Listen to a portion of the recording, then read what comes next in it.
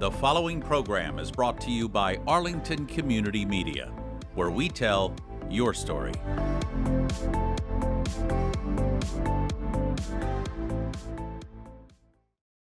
This is ACMi News, recognized nationwide as the first place winner of the 2023 Hometown Media Award for News Access.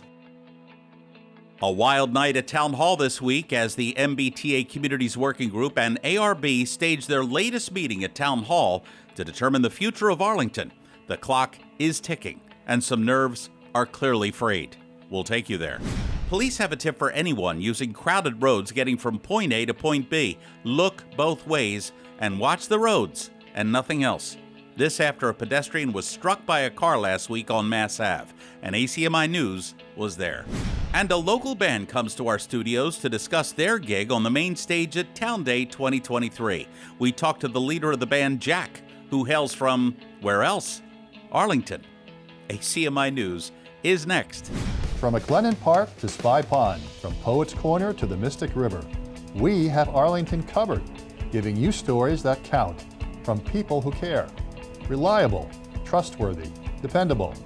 This is the nationwide award-winning ACMi News. Passions are running high as the clock ticks regarding the MBTA Communities Working Group and its vision for Arlington's future. Hello, I'm Jeff Barn. Thank you so much, as always, for joining us for this week's edition of ACMi News. It was a spirited meeting at Town Hall on Monday, September the 11th. The Massachusetts Bay Transit Authority Communities Working Group made its presentation before Arlington's redevelopment board at the Town Hall Auditorium before a jam-packed crowd on Monday night. Now, the group is running out of time to present the latest iteration of its zoning map to the ARB. The discussion got to the point, actually, where police had to be called in to control the situation. Order. Thank you. Order. Madam Chair, are you closing public comment? Order. We will be moving. This is what things look like late into what will be the first of 3 nights of hearings to consider 10 warrant articles before the ARB and the MBTA Communities Working Group. Back to that in a moment. Welcome to the Town of Arlington Redevelopment Board. Moderator Rachel Zemberry called for a minute of silence to mark the 9/11 anniversary. So with that in mind, if there are any empty seats, if you could please move forward, I really appreciate it. I am speaking into the mic, and I am doing my best. We are hampered by the equipment that we have here, and I just requested if you could move forward. There are empty seats in the front. Thank you. Arlington is one of 177 communities affected by the MBTA in some way, and under state mandate, must come up with a plan to create more multifamily housing. With the aid of public input in recent months, there have been at least 10 different versions of maps for Arlington's so-called MBTA overlay zone. While proponents have praised the group's vision for Arlington's future, critics say the group is far exceeding the state-required rezoning of 10% of its total housing units. We have developed one MBTA Communities Overlay Zone consisting of 3 sub-districts as described on this slide. For nearly 7 minutes, Director of Planning and Community Development Claire Ricker outlined a series of proposals which included elements such as construction height, setbacks, parking, and a series of bonuses to incentivize development in the Mass Ave and Broadway zones. After some Q&A between the ARB and the working group, it was then the public's turn to weigh in. Primarily, I'll make it short and sweet. Once again, why did you decide, unlike every other town in this area, to over-comply? An excessive number of units. Excuse me, the woman in the white pants, if that happens again, you can excuse yourself from the meeting. Thank you. Declaring not in our backyard and punting the problem to other communities to solve is irresponsible and selfish and unworthy of a progressive community like ours. I urge support for this plan. Thank you. I'm not sure where exactly the working group got some mandate for this extravagant plan of 7,000 plus units. Because it seems to me that that's not what the state is asking us, and I really think we need to comply with what the state is asking us. It's been explained over and over again by the working group that bare minimum compliance results in no net gain of units. So minimum compliance is falling farther and farther behind because the problem gets worse and worse every year. I'm trying to get it done. I'm honestly trying to figure out what it is we're trying to accomplish here without all of the peripheral stuff. And I find it'd be easier for me to read War and Peace and understand what it's about than it is to go through this. I was really hoping that we would zone for more. Lexington is zoning for much more than the threshold. I was hoping that we would do the same. But I hear that there are a lot of people in this room who want to do the bare minimum. This is a compromise. Well, it's mostly a compromise because you're getting a lot closer to what you want than I am getting to what I want. Roughly 2.5 hours into the meeting, Zembury then ended the public discussion. Thank you. That's enough. Anyone who is not able, as I mentioned at the beginning of the meeting, Claire, we need to get a police officer or someone to remove some of these folks from the room. Order. Thank you. Order. Order. As you can hear, police officers were called as a precaution. No serious incidents were reported, but this meeting is just the latest incident that clearly shows some residents are far apart on this controversial issue. We are going to pause the meeting while we ask a police officer to come to help us remove some of these folks from the room who are causing a disturbance. Thank you.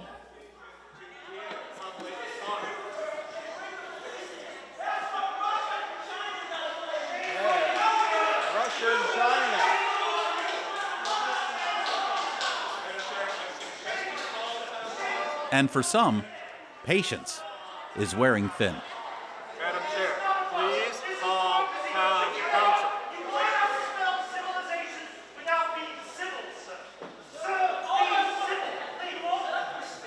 For ACMi News, I'm Jeff Barnes. Please call your town council. Thank you. Once passions subsided, the meeting continued for another half hour. Eugene Benson of the Redevelopment Board said, even though it appears to be a very significant transformation for the town of Arlington, 109.1 acres will be affected. That's roughly 0.3% of the town undergoing some sort of change. The next redevelopment board meeting is set for September the 18th. Then, the ARB plans to deliberate and enact proposals presented by the working group on October the 2nd. Also, the DPCD and the MBTA working group will have an accessible booth open on Town Day, September the 23rd. Where reps will be there to answer questions and to take comments from the general public. You could see the September 11th meeting in its entirety simply by going to our website, the ACMi website, acmi.tv. It is indeed a lot of information to digest. For the latest updates on the MBTA Communities Working Group, just go to the town website, arlingtonma.gov. Again, that is arlingtonma.gov.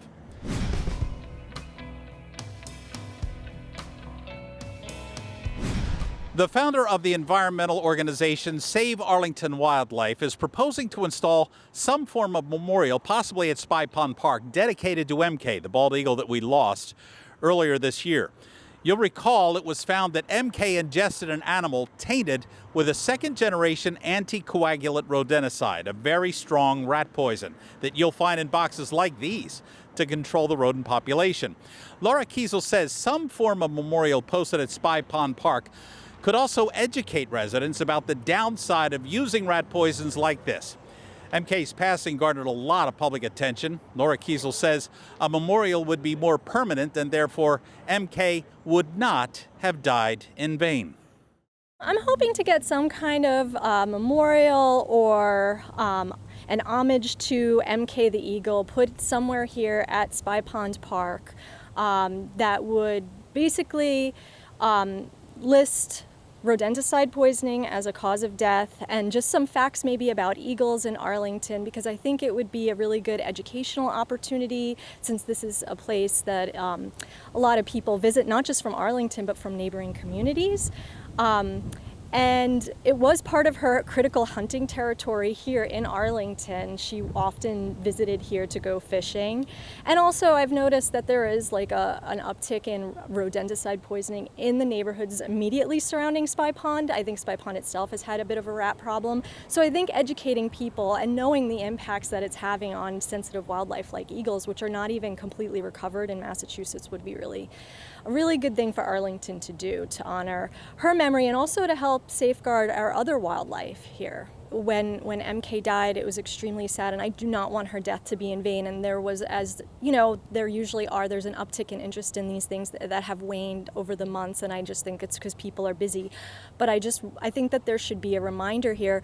The nest at the Mount Pleasant Cemetery has collapsed, so her mate, Casey, will probably not be returning to Arlington, so we've effectively lost, for now, it seems, any breeding pair of eagles in Arlington. And that's also something that we benefited from as a town. Like economically, like as a tourist destination. I knew people who came from all over New England to visit that nest.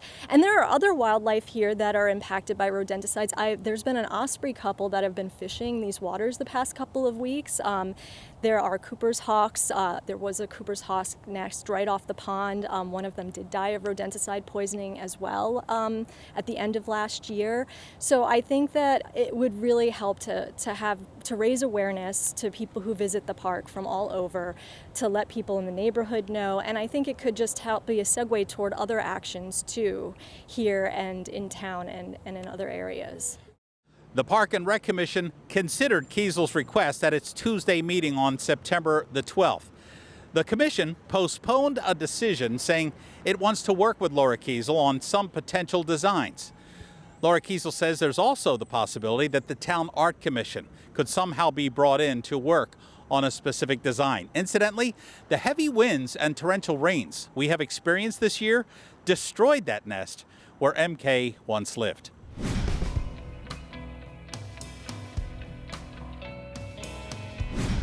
Don't be distracted while driving, walking, or bicycling. That's the word from Arlington police after an area man was struck by a car on Mass Ave on Wednesday, September the 6th, shortly before 11 in the morning.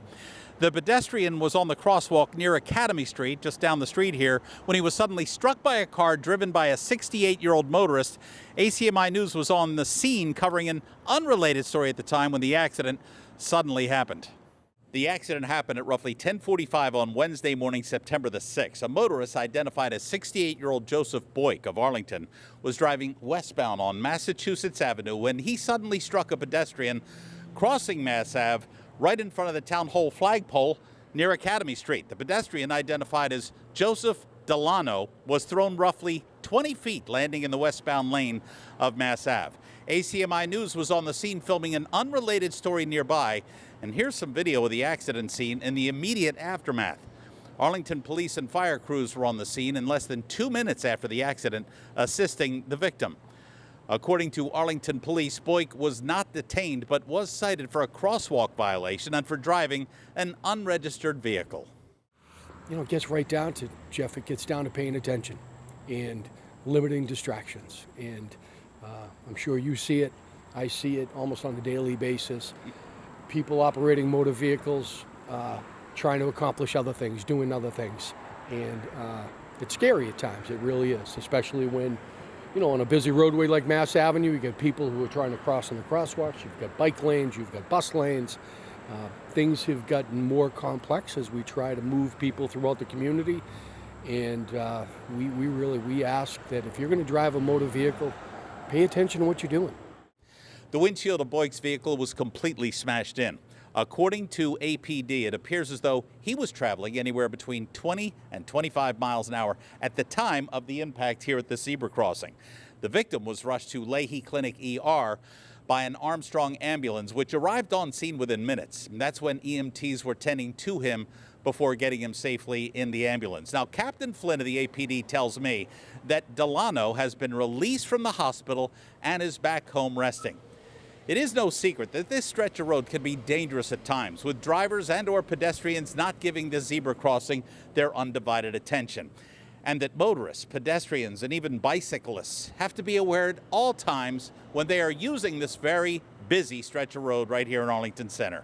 But not just in that area, Jeff. It's the Chestnut Street intersection down here. Last week we had a motorcyclist hit by someone who went through the stop sign. It's really about the focus. And once you're in a motor vehicle and you're driving a motor vehicle, you should be focused on just that. Never mind all the other things that you're trying to do in your life at that time while you're driving a 3,000-pound motor vehicle. Focus on what you're trying to do and we'll all be better off for it. Boyk was reportedly asked whether he had been distracted in any way, like looking down or on the cell phone, and that he reportedly said he was not. For ACMi News, I'm Jeff Barnes.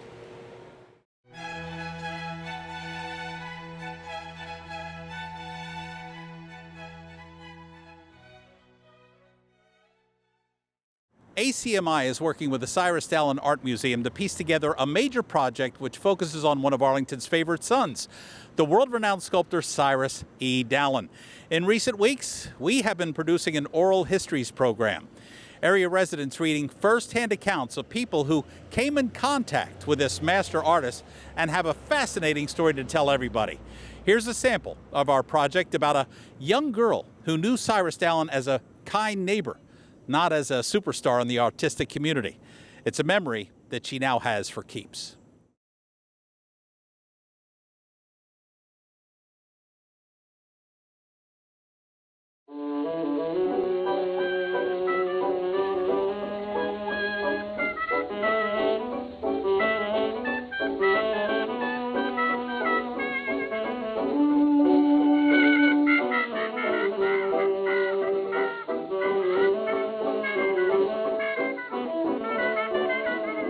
Bernice Hayes Hunt was a former resident of Ashland Road in Arlington Heights and was living in New Pond Village in Walpole, Massachusetts, the day she visited the Cyrus Dallin Art Museum with her daughter, Judy Scherzo of New Jersey. That was in April 2002. Since she did not want to be filmed, the museum recorded her recollections of the time she lived in Arlington and her memories of Cyrus beginning in the early part of 1919 when her family moved here. Bernice remembered distinctly about Cyrus and his shooting his large bow and arrows into the field across the street from his house on Oakland Avenue. She and her family lived on Ashland Road, which is above Oakland Avenue, and so it was natural for children in the neighborhood to observe Cyrus with his big bow, and he offered it to anyone who would like to try it out. It was as big as a man. I can still hear the bow twang, she recalled. Bernice said that Dallin was friendly and very outgoing. Children were always invited to his studio. She said, "I was very shy and my friends were not interested, so we never went. In retrospect, I think, how could I not have done that? I didn't know he was famous. He was just a nice neighbor as far as I knew." She remembered going to the Locke School on Paul Revere Road in Arlington Heights. "I remember our 4th grade in the Assembly Hall. I don't remember Cyrus being there, but there were several statues on the stage." After the Locke School, I went to the Junior High West. I was in the first class to go all the way through the school from the 7th grade. I graduated from there in 1926 and from Arlington High School in 1929. Bernice said, "I remembered Ashland Road had a steep slope, perhaps 19 degrees. Once when the town wanted to buy a new fire engine, they brought it up to our street to test it, make sure it could navigate the hill, since there are so many hills in Arlington Heights. In the winter, we went sledding down Ashland Road through yards, streets, and embankments. We didn't have to worry about cars. We could also ski down, would have to sit down to stop before reaching Paul Revere Road, which was very busy with cars." Bernice recalled, "Gray Street was a wonderful place to coast, though it was too long a walk back, so although we could do it, we didn't go as far as Monotony Pond. We had flexible flyer sleds in all sizes. Not only in the winter, but in all seasons. We didn't go home until the street lights turned on. On occasion, there were some bad accidents. I recall someone was killed sledding down Appleton Street. For entertainment in the days before television, radio, and cell phones, we played games, talked, sang, and danced. My high school graduation present was a wind-up Victrola record player. Kids came from school walking or went to scout meetings. We played games like charades, hide and seek. We were busy all the time. We also roller skated on Elmore Street. During April, we would make May baskets for everyone, filled with jelly beans and cookies and decorated with crepe paper, and secretly left them on doorsteps. We would go into town and get banana splits from the drugstore for a nickel." Bernice said it was a different life now. She remembered one Christmas her father brought home a radio, and her uncle was standing in the living room trying to explain to all his kids how it worked, how those voices got in there. We put our first crystal radio in a big bowl to make it louder. She paused for a few moments and said, "The town seems to have grown up."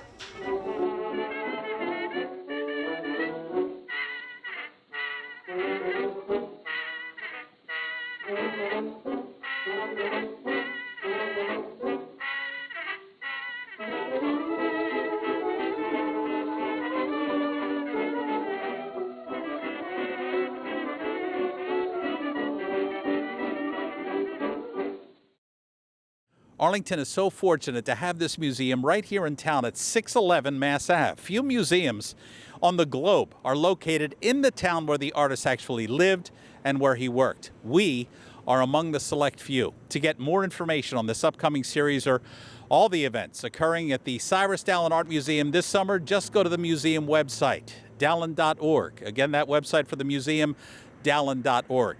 And one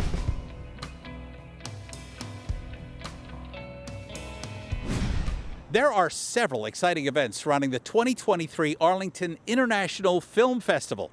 This year's festival is set for November the 2nd through November the 5th. This festival always offers a very unique opportunity for cross-cultural education by promoting understanding of the many cultures represented in our town and obviously beyond. It's a means for recognizing that such diversity enriches each and every one of us, but you don't have to wait for November to roll around. Nope. Here's a preview now of what the AIFF is up to right now. The 5th Taiwan Film Festival Boston takes place at the AMC Theater at 175 Tremont Street in Boston, September the 23rd and 24th. A special screening of the film Day Off will be featured at the fest.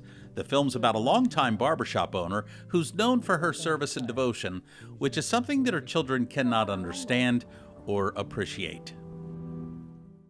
非常开心，本日公休即将于10月份在波士顿台湾影展放映，希望到时候大家可以本日公休来看本日公休，到时候见。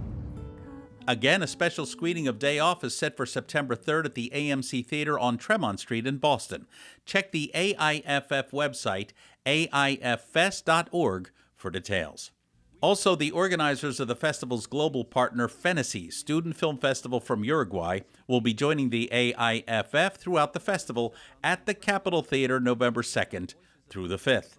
You can find out more about FENESI's on the AIFF website. And speaking of that website,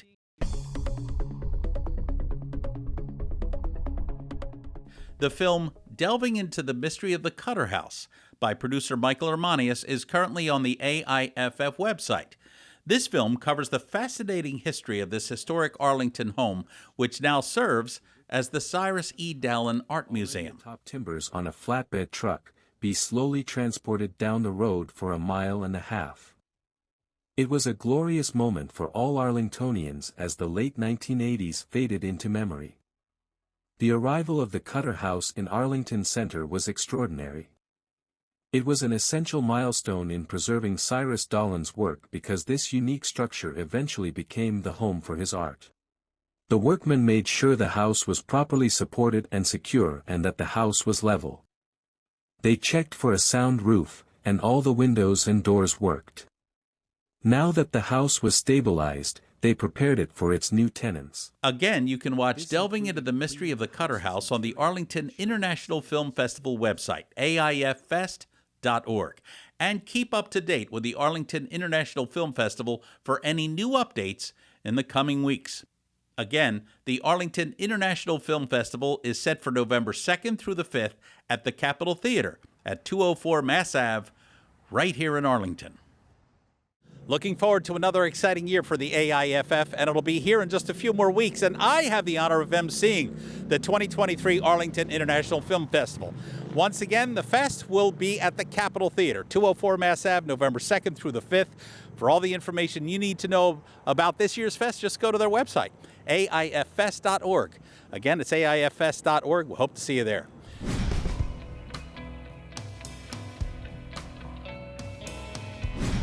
Well, it's that time of the year once again. Time for Arlington's 2023 Town Day that'll take place on Saturday, September the 23rd. As usual, there'll be a lot of food.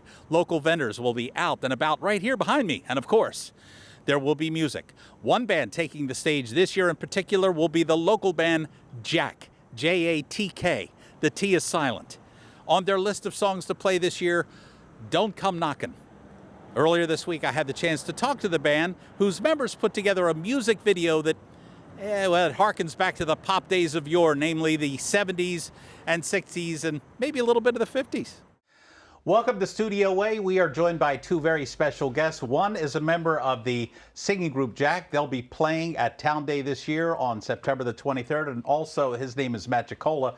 And also, he's joined by producer J.P. DeCiccio. Gentlemen, thanks so much for being here today. Thanks for having us. Now, you made a video. We're going to get into that a little later. But first of all, you're a local band. And what I wanted to ask you is what kind of music do you play? Is it a certain genre? Do you like writing your own music? Obviously, you have a song called Don't Come Knockin'. We do, yeah. We usually think power pop is a good kind of catch-all for everything we do. So it's melodic, kind of pop rock type stuff. Don't Come Knockin' specifically is very inspired by 60s retro soul type stuff.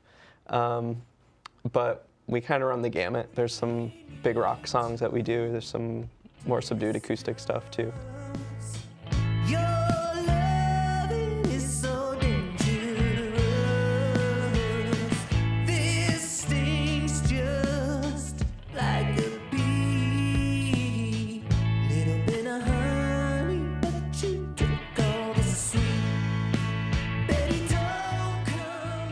I think we're both interested in like nostalgia and nostalgia for old TV and I don't know, old processes.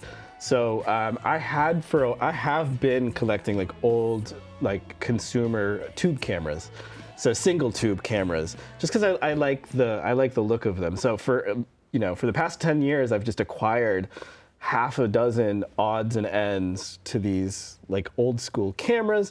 I like doing things the hard way because everybody I talk to, they're like, what are you working on? I'm like, oh, I've got this music video, working on it, and we're gonna use old tube cameras. And the first reaction was like, why would you ever do that when you can just throw a filter on it? But it's just, I don't know, for anybody that's maybe worked in the industry, like 90% of people can't tell the difference between like a VHS filter and like. But you can. Of course. Yeah. Yeah, so it's more fun.